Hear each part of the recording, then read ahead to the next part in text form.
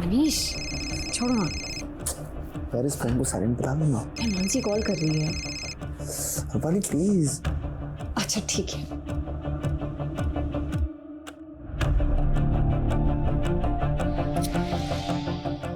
यार बैटरी भी ड्रेन हो रही है। फोन उठा रूपाली, मैं वेजानपुर में फंसी हूँ, मेरे फोन की बैटरी भी ड्रेन होने वाली है।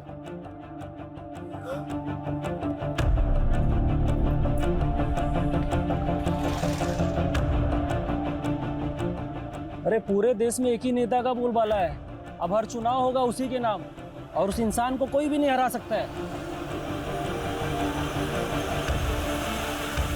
अरे मैडम, एड्रेस वगैरह ढूंढ रही हो क्या? मेरी स्कूटी खराब हो गई है, आसपास कोई गैराज होगा क्या? अरे गैराज तो 3-4 किलोमीटर आगे है। अरे मैडम, ना तो यहाँ से ऑटो मिलेगा ना ही कोई कैब। अरे कहिए तो मैं अपनी बाइक से छोड़ देता हूँ तुम्हें, और वहाँ गैरेज से मैकेनिक भी ले जाइएगा आप। मैं देख लूँगा। वहाँ से आप। अरे मैडम सुनो, अरे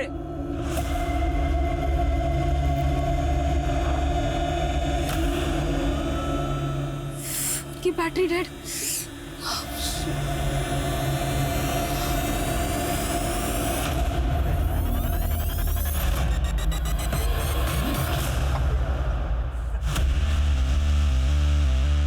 अरे यार मजा आ गया।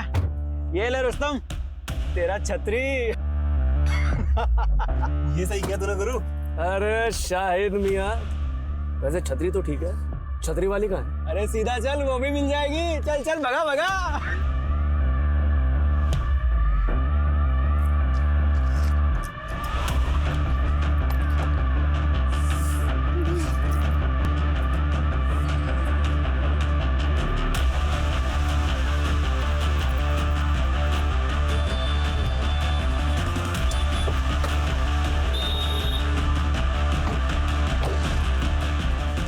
क्या हुआ मैम, कुछ हेल्प चाहिए आपको? वो स्कूटी मेरी रुक गई है, आपको आगे को मैकेनिक मिलेगा, उसको प्लीज भेज दीजिएगा। अरे मैडम मैं हूँ ना, मुझे आता है मैकेनिक का काम, अभी ठीक करके देता हूँ। अरे मैडम बहुत सारी गाड़ियाँ सुधारी है, बस 1 मिनट लगेगा, 1 मिनट।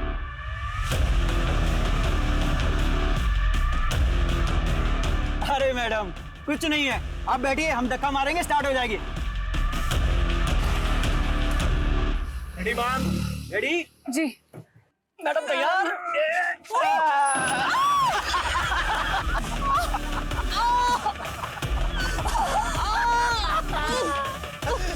क्या हो गया मैडम? दर्द हो रहा है, चोट लग गई? अरे उठाओ उठाओ उठाओ। मुंह बंद कर, मुंह बंद कर।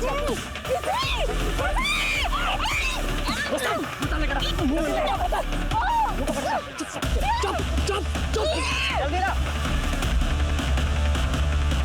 मानसी घर पहुंची क्या? नहीं, क्यों, क्या हुआ? उसने शाम 5 बजे मुझे फोन किया था काकी, लेकिन मैं किसी रीजन से फोन नहीं उठा पाई थी। फिर मैंने मैसेज चेक किया तो उसने मुझे मैसेज में लिखा था कि वो वेजानपुर में कहीं फंस गई है। फंस गई? कहाँ फंस गई? अरे क्या हुआ मानसी के साथ? वो उसने मेंशन नहीं किया काकी, उसने बस मुझे मैसेज किया था। देखो काकी, आप बिल्कुल टेंशन मत लो, मैं खुद वेजानपुर जाके भी चेक करूंगी। हाँ ठीक है, तुम वहाँ पहुँचो, हम भी वहीं आ रहे हैं। अबे संभाल के पकड़ उसे। देख उसको।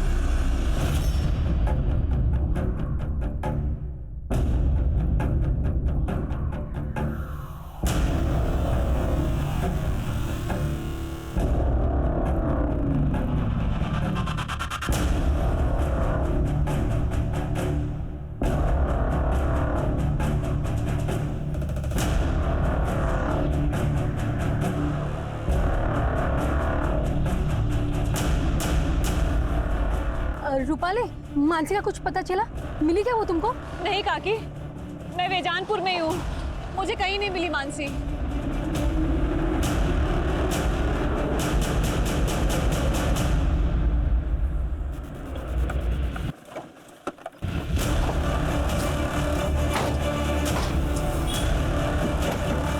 आप बिल्कुल मत फिक्र करिए। कैसे ना डरूं? ऐसा तुम क्या काम कर रही थी जो तुमने मानसी का फोन नहीं उठाया? देखिए, वेजानपुर का एरिया हमारे थाने में नहीं आता। आप ईसनपुर के थाने में जाके रिपोर्ट लिखाइए ना। अरे केवी बात करो जो साहब तमें, वहाँ मेरी बेटी मुसीबत में और आप हमें दूसरे थाने भेज रहे हैं। सर किशनपुर जाते जाते 1 घंटा लग जाएगा हमें। देखिए ये प्रोसीजर है। क्या प्रोसीजर सर? इतनी रात हो गई और आप... तभी तो कह रहा हूँ कि आप जल्द से जल्द ईसनपुर थाना चले जाइए। यहाँ मुझसे बहस कर। सर मेरी बेटी जर्नलिस्ट है सर, इसमें टाइम वेस्ट मत कीजिए सर, वहाँ उसे कुछ हो जाएगा सर। सर देखिए आप हमें हमारा काम मत सिखाइए। सुनो, ये फोटो बैजानपुर की पेट्रोलिंग टीम को भेजो, जाओ। और अब आप लोग भी घर जाइए, हमें कुछ पता चलेगा ना आप लोगों को बुलाएंगे। नहीं, मैं कहीं नहीं जाऊंगी। जब तक मानसी नहीं मिल जाती मैं यहीं रुकूंगी, चाहे पूरी रात बीत जाए। कुछ नहीं होगा उसे, मैं हूं ना काका। आप लोग जाओ। काकी आप प्लीज मत रहो, प्लीज घर जाओ भी। रूपाली बेटा पता चलते फोन कर देना। चलो।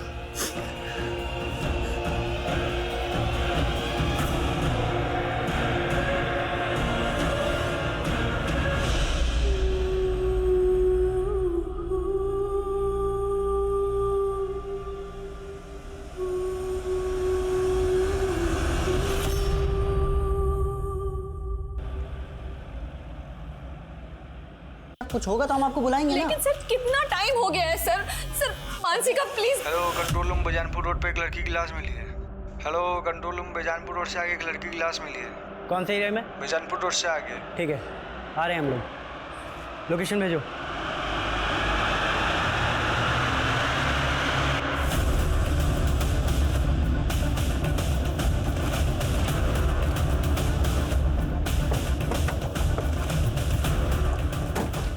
पीछे करो, पीछे हटो, पीछे करिए, पीछे करिए।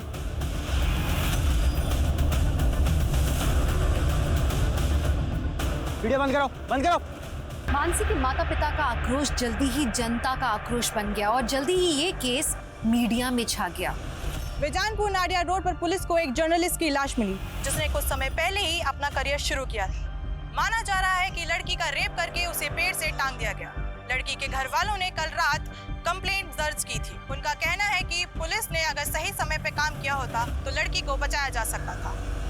उन पुलिस अधिकारियों को सस्पेंड कर दिया गया जिनकी वजह से ये हालात पैदा हुए और पुलिस को कड़ी निंदा का सामना करना पड़ा। मानसी की लाश मिलने के 5 घंटे के अंदर ये केस क्राइम ब्रांच को सौंप दिया गया और उन्हें ये डेडलाइन दी गई कि उन्हें क्रिमिनल्स को 24 घंटे में पकड़ना है। पर यह काम इतना आसान नहीं था।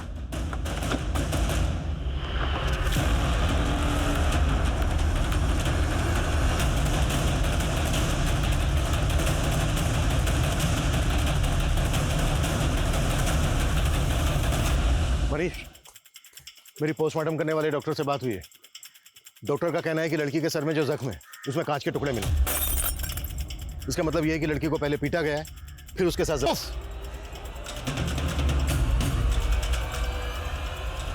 रात 10 बजे हम विजी रोड पुलिस स्टेशन भी गए थे, लेकिन वहां किसी ने हमारी एक नहीं सुनी।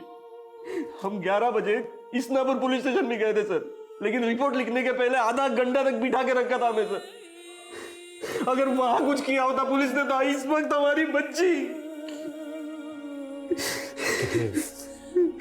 इस सब के लिए हम बहुत शर्मिंदा हैं। उन पुलिस ऑफिसर्स को सस्पेंड कर दिया गया है। लेकिन हमारी बेटी तो चली गई ना सर। प्रकाश जी, मैं वादा करता हूं आपसे, किसी भी सूरत में आपकी बेटी मानसी के गुनहगारों को बख्शा नहीं जाएगा। मानसी से आखिरी बार बात कब हुई थी आपकी? सर उसने शाम 5 बजे के करीब मुझे फोन किया था। मैं उसका फोन नहीं उठा पाई थी। फिर उसने मुझे मैसेज किया, मैं वो भी नहीं देख पाई। वो मैसेज क्या था? फोन उठा रूपाली, मैं बेजानपुर में फंस गई हूँ, मेरे फोन की बैटरी भी ड्रेन होने वाली है। सर उसने कुछ और इंडिकेट ही नहीं किया कि वो किस मुसीबत में फंसी थी। जब मानसी ने तुम्हें फोन किया उसके बाद तुम्हें ये एक नंबर से 3 बार और भी कॉल आया, ये नंबर किसका है? अननोन नंबर से कॉल आया था तो मैंने नहीं उठाया।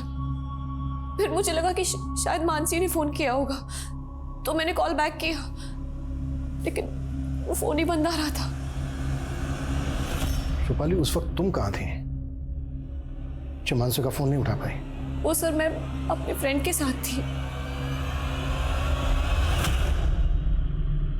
उस नंबर की डिटेल निकालो जिस नंबर से रूपाली को 3 मिस्ड कॉल आए थे। मानसी ने रूपाली को मैसेज भेजा था कि वो बेजानपुर में कहीं फंसी है। बेजानपुर का हर गली नुक्कड़ छान मारो, पता करो कि मानसी बेजानपुर में कहाँ थी और किस मुसीबत में फंसी। सर 24 घंटे की डेडलाइन थी और 3 घंटे शुरुआती जांच के बीत चुके थे, लेकिन इस केस की अब तक दिशा नहीं मिल पाई थी। मानसी के गुनहगार कौन थे, उन्होंने किस मकसद से ये गुनाह किया, क्राइम ब्रांच समझने में अब तक नाकाम थी। क्रिमिनल्स की पहचान करना तो दूर, ऐसा लग ही नहीं रहा था कि कभी भी क्राइम ब्रांच उन तक पहुंच पाएगा। सर मानसी हमारी इंटर्न थी सर, उसके अंदर एक अच्छी क्राइम जर्नलिस्ट बनने का पूरा पोटेंशियल था। इवन बारूच वाले सोसाइटल केस पर वो एक आर्टिकल लिखने वाली थी और इसी सिलसिले में वो विक्टिम की फैमिली से मिलने वाली थी। देखिए, मानसी की लाश मुझे भरूच जाने वाले रोड पे मिली। क्या मानसी कल शाम को भरूच जाने वाली थी? नहीं सर, उसका बारूच जाने का प्रोग्राम नेक्स्ट डे का था। ये भरूच वाला केस या कोई दूसरा केस, इसमें ऐसा कुछ था जिससे कि मानसी की जान को खतरा हो? नहीं सर, फिलहाल तो ऐसा कुछ नहीं, but I will figure out.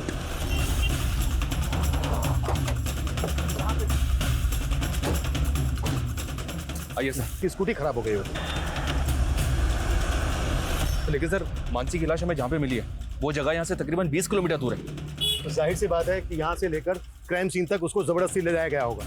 यहाँ से लेकर क्राइम सीन तक जितने भी रास्ते हैं सब पर चेक करो। सर मानसी कल शाम से गायब थी और हमें उसकी लाश मिली आज सुबह 6 बजे और पोस्टमार्टम के मुताबिक इससे तकरीबन 3 घंटे पहले कातिल होने से मार दिया होगा, यानी कि रात को 3 बजे।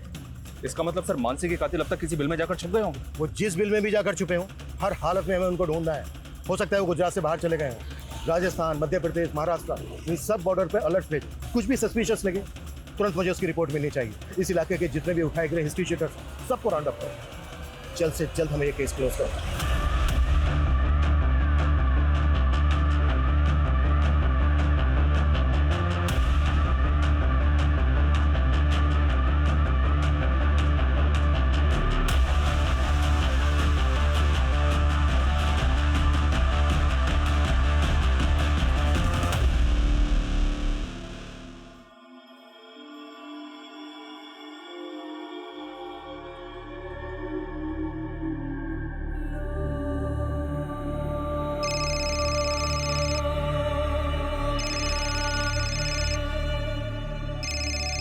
बेटा मेरी बात करा अपने चाचा चाची से।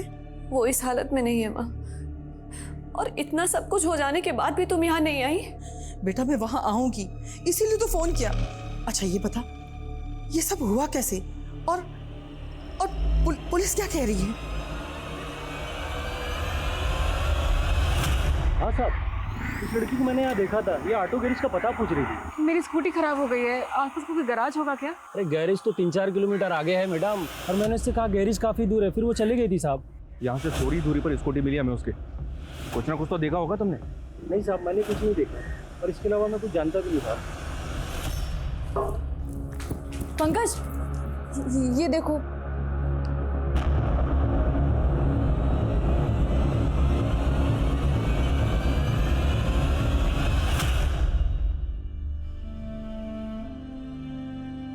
मानसी रात के 3 बज रहे हैं तो अभी तक काम कर रही है, थोड़ा आराम कर ले। आराम करने का टाइम किसके पास है? पहली बार इतनी बड़ी अपॉर्चुनिटी मिली है। मेरे आर्टिकल में सब कुछ परफेक्ट और एक्यूरेट होना चाहिए। बहू काम से सुजा तू सुजा।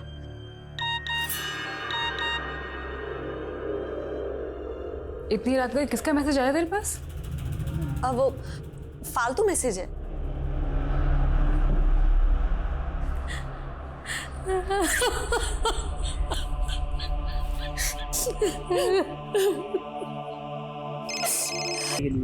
कह रही थी कि उसकी स्कूटी खराब हो गई है। एक्सक्यूज मी, मेरी स्कूटी खराब हो गई और मेरा फोन भी डेड है। मैं आपका फोन यूज कर सकती हूँ? प्लीज एक अर्जेंट कॉल करना है।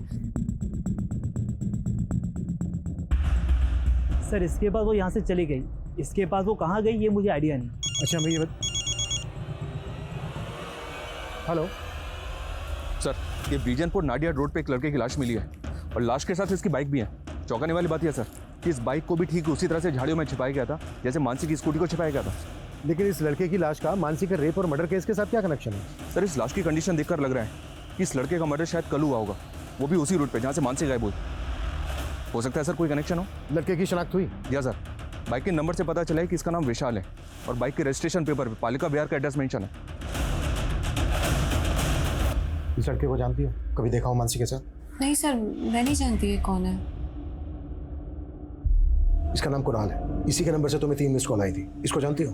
इसको भी नहीं जानती सर मैं। जर्नलिस्ट मानसी की लाश मिलने के बाद पुलिस को एक लड़के की लाश भी मिली है, जिसे मानसी रेप और मर्डर केस के साथ भी जोड़कर देखा जा रहा है।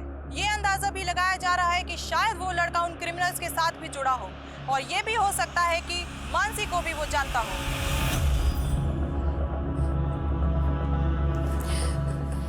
काका थोड़ा सा खा लो, ये लो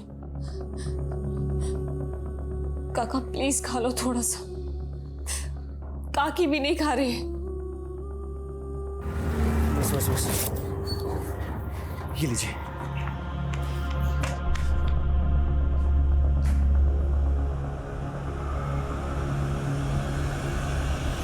पापा पंकज भैया को समझने की कोशिश कीजिए, वो आरजू से प्यार करते हैं। बस मानसी, वो लड़की दूसरे समुदाय की है। लेकिन पापा मैं आरजू के बिना जी नहीं सकता, और अगर आप हमारा ये रिश्ता नहीं भी अपनाएंगे तो भी हम शादी करेंगे। पंकज, पंकज,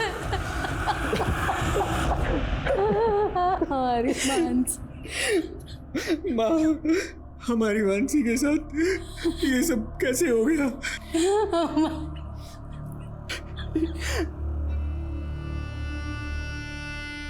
पापा, पापा, ये सब मेरी गलती है पापा। अगर मैं आपको और मानसी को छोड़कर इस घर से नहीं गया होता तो आज मानसी के साथ ये सब नहीं होता। मुझे माफ कर दो पापा। मेरा बच्चा।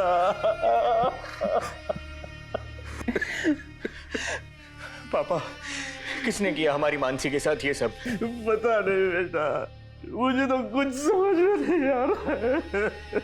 लेकिन पापा मेरी समझ में आ रहा है, एक इंसान है जो ये कर सकता है।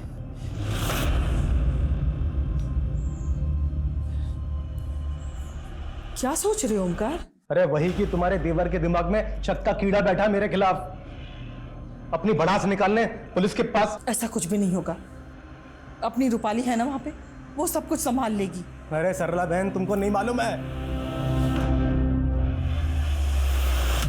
सर, मैं विशाल की मूवमेंट चेक कर रहा था, तो वारदात वाली शाम तुमने रेप करवाया ना मेरी बहन का? क्यों मारा ना मेरी बहन को? तूने मारा ना उसको? सच बोल, नहीं तो क्या? अब अगर तूने हाथ लगाया ना तो ये तेरे हाथ काट दूंगा मैं, समझा? काटने की धमकी पहले भी दी थी तूने मुझे, जब मैं तेरी बहन को भगाकर अपने साथ ले गया था। तब तो तू मेरा कुछ नहीं बिगाड़ पाया, लेकिन मुझे आज भी याद है तूने मुझे क्या धमकी दी थी। तूने मेरी बहन को भगाया ना, भूलना मत, तेरी भी बहन है। अब देख मैं क्या करता हूँ। मैंने कुछ किया है तो पहले साबित करके दिखा, समझा? चल निकल। कुछ भी छूटना नहीं चाहिए, पूरा एरिया छान मारो। Okay sir. Excuse me sir, ये देखिए एक मैसेज आया। जहाँ मानसी की स्कूटी मिली और जहाँ विशाल की लाश, वहाँ एक जैसे टायर मार्क्स मिले। हो सकता है सर जहाँ मानसी की लाश मिली वहाँ भी सेम टायर मार्क्स हो, लेकिन भीड़ इकट्ठा होने की वजह से ये टायर मार्क्स मिट गए। ये टायर मार्क्स किसी कार के लग रहे हैं। मनीष, जिस फुटेज में विशाल की बाइक कैप्चर हुई उसमें मैंने कार भी देखी, वो फुटेज देख।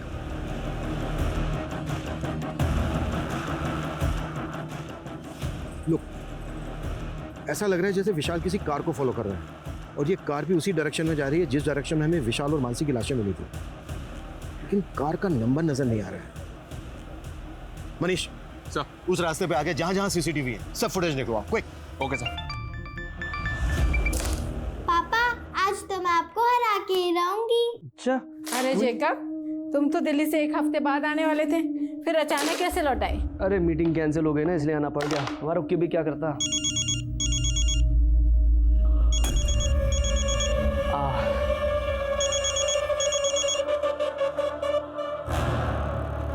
क्या मैं मना करा था मैंने फोन करने के लिए?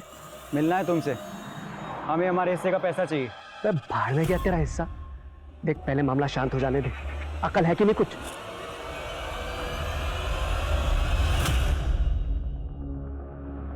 सर, मानसी की पोस्टमार्टम रिपोर्ट के मुताबिक मानसी की मौत फांसी लगने से ही हुई है। जरिए भी कुछ पता नहीं चला। दूसरी सीसीटीवी फुटेज चेक हुई और उस कार का कुछ पता चला जो विशाल की बाइक के आगे थी? सर, फुटेज चेक हो रही है। व्हाट यू मीन चेक हो रही है?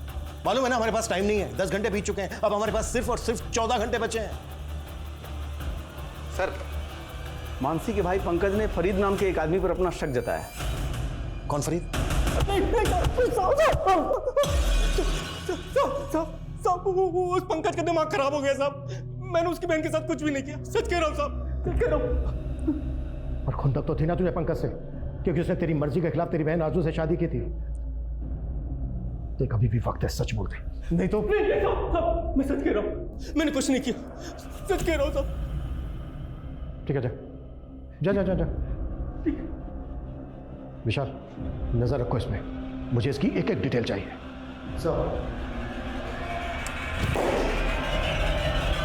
रूपाली सबसे पहले ये बता आखिर सीन क्या है? आई होप सब कुछ ठीक तो है ना? यहाँ कुछ भी ठीक नहीं है। मुझे तो किससे बात कर रही हो? हाँ वो सर ये देखिए सर, एक और फुटेज मिली है। इसमें भी विशाल बाइक पे जाता हुआ दिख रहा है और कार भी वही दिख रही है। इसका मतलब ये कि विशाल इस कार को लगातार फॉलो कर रहा था। Right sir. इसमें कार का नंबर भी विजिबल है। नंबर विजिबल तो है सर, लेकिन नंबर फेक है, पता किया मैंने। इसका मतलब ये है कि इस कार को चलाने वाला भी इस केस में इन्वॉल्व है। पता करो ये कार वहां पे भी देखी गई थी जहां पर मानसी की लाश रखी हुई मिली। Okay sir.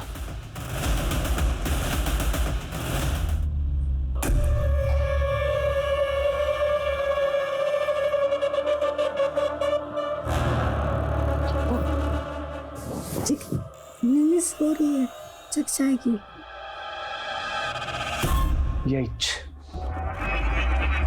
यही रीजन है जो मैं बाहर जाके। क्या बोला तुमने? कुछ नहीं। ये सुन, ये कार देख, परसों रात को यहाँ आसपास इस तरह की कार देखी है तूने? हाँ सर, ऐसे दिखने वाली गाड़ी मैंने परसों रात में उधर रोड किनारे मैदान में देखी। उधर से काफ़ी रोने चिकने की आवाज़ आ रही थी किसी की, पर काफ़ी दूर था वो, अंधेरा ही बहुत था, मुझे कुछ समझ नहीं आया तो मैं सीधे निकल गया। अच्छा ये बता, कहाँ है वो जगह जहाँ तूने ये कार देखी थी? उधर ही सर, आगे रोड साइड मैदान में।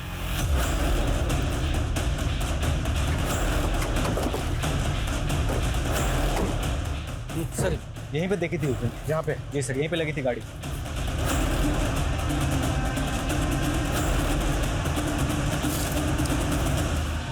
सर दारू की बोतल, कॉन्डोम, सिगरेट के पैकेट, यहाँ तो पार्टी का पूरा इंतजाम था। सर ये देख, खून के धब्बे। इसका मतलब ये है कि मानसी का रेप यहीं पर किया गया होगा और फिर यहाँ से 1.5 किलोमीटर दूर ले जाकर जिंदा एक पेड़ पर लटका दिया। और ये कटलेट और मंचूरियन जाहिर सी बात है कहीं से तो खरीदा गया होगा। आसपास जितने भी होटल हैं सब जगह पे पता करो कि इस तरह का खाना कहाँ मिलता है। और ये कॉन्डोम, इस इलाके में जितनी भी दुकानें हैं सब जगह पे पता करो कि इस तरह के कॉन्डोम्स कहाँ पर मिलते हैं। और ये क्लासिक फ्लेक्स ब्रांड की सिगरेट, जाहिर सी बात है क्रिमिनल्स नहीं पी होगी। सर ये क्लासिक फ्लेक्स सिगरेट एक अलग तरह की सिगरेट होती है, इसमें फिल्टर नहीं होता। आसपास जितनी भी दुकानें पता करो कि ये ब्रांड कहाँ मिलता है। जेकब, मैं कल से देख रही हूँ तुम बहुत सिगरेट पी रहे हो। कहो तुझे क्या प्रॉब्लम है? तुम्हारा चेहरा बता रहा है कि तुम किसी प्रॉब्लम में हो। क्या टेंशन है मुझे बताओ ना। कोई टेंशन नहीं है मुझे, तू अपना काम कर।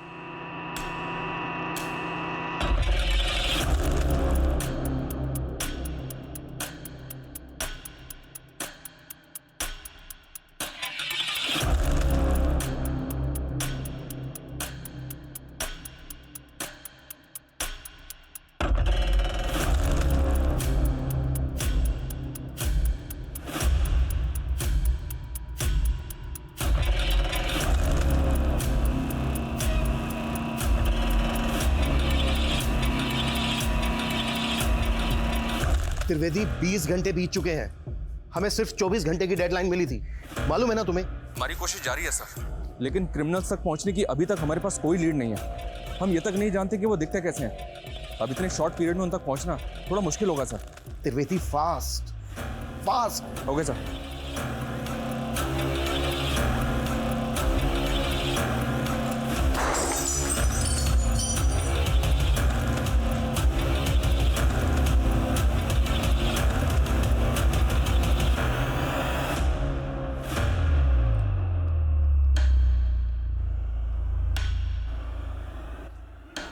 त्रिवेदी, उस कार पे फेक नंबर प्लेट थी।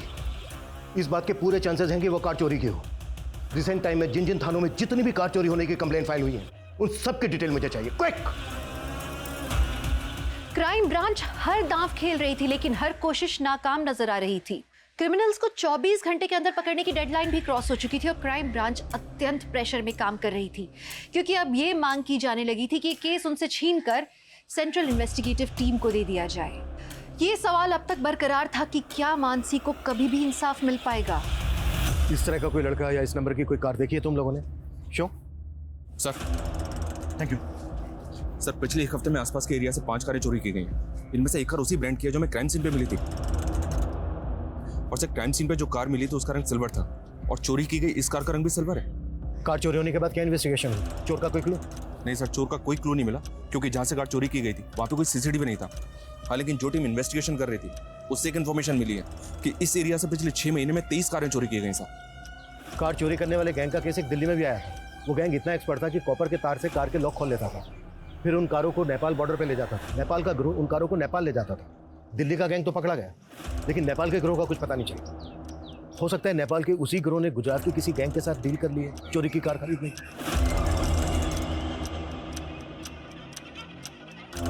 लेकिन हम अभी भी श्योर नहीं है कि मानसी के रेप और मर्डर केस से इस गैंग का कोई ताल्लुक है। फिर भी चांस तो लेना होगा। हेलो,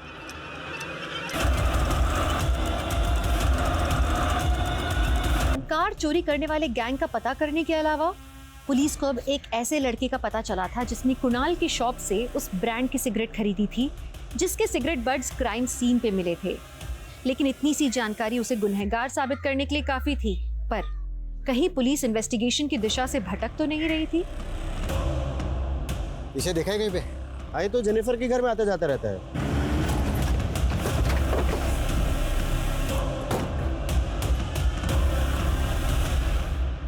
सर ये संपत है, मेरे हस्बैंड की फ्रेंड। लेकिन सब बात क्या है? रहता कहाँ है संपत? सर मुझे नहीं पता। तुम्हारे साथ इस फोटो में जो आदमी है कौन है वो? सर ये मेरे हस्बैंड है, जेकब। इस वक्त कहाँ है? वो एक मल्टीनेशनल में काम करते हैं, मुंबई जा रहे हैं। आज शाम 5 बजे की फ्लाइट है।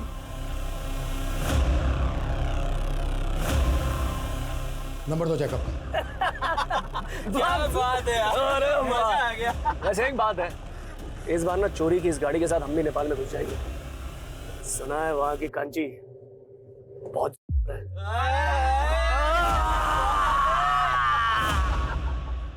सर, मैंने जैकब का फोन ट्रेस करवाया। उसकी मुंबई की कोई फ्लाइट नहीं है, बल्कि उसका फोन एमपी बॉर्डर की तरफ ट्रैवल कर रहा है। टीम बुलाओ, क्विक फास्ट। Okay sir.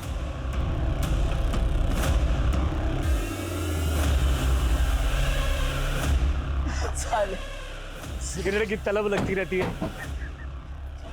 भैया एक डब्बा क्लासिक फ्लेक देना। सर, शायद जैकब का फोन बंद हो गया। जिस स्पीड से उसके फोन की लोकेशन चेंज हो रही है, उसे ये लगता है कि वो किसी व्हीकल में ही है, वो भी इसी रूट पर। अरे जैकब भाई, फोन तो स्विच ऑफ किया ना? अरे कर लिया, इस बार बोला जा रहा हूँ। अरे वाह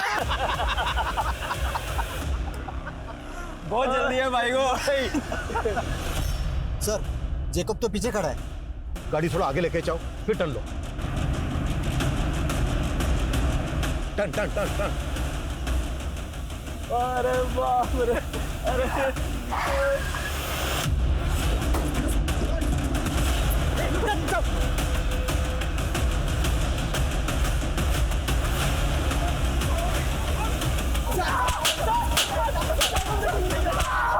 चलो हो जाओ शुरू।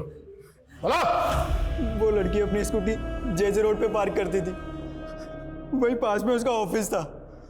हमने एक दिन उसको देखा तो देखते रह गए। उस पर हमारी नीयत डोल गई थी साहब, तो एक दिन हमने उसकी स्कूटी खराब कर दी।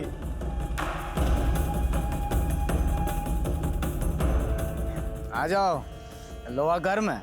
अबे तो तू क्यों ठंडा पड़ा है? आ क्यों नहीं रहा? एक काम करो, तुम करो एंजॉय, मैं आता हूँ खाना और दारू लेकर। तो मानसी को तुम लोगों ने हमें हमारे समाज से इस वहशियत को मिटाना होगा ताकि महिलाएं बेफिक्र होकर कहीं भी आ जा सके। वहीं हमारे समाज में विशाल जैसे लोगों की भी बहुत जरूरत है, जो महिलाओं को तकलीफ में देखकर आगे आए, मदद करें, उन्हें इग्नोर करके आगे ना बढ़ जाएं।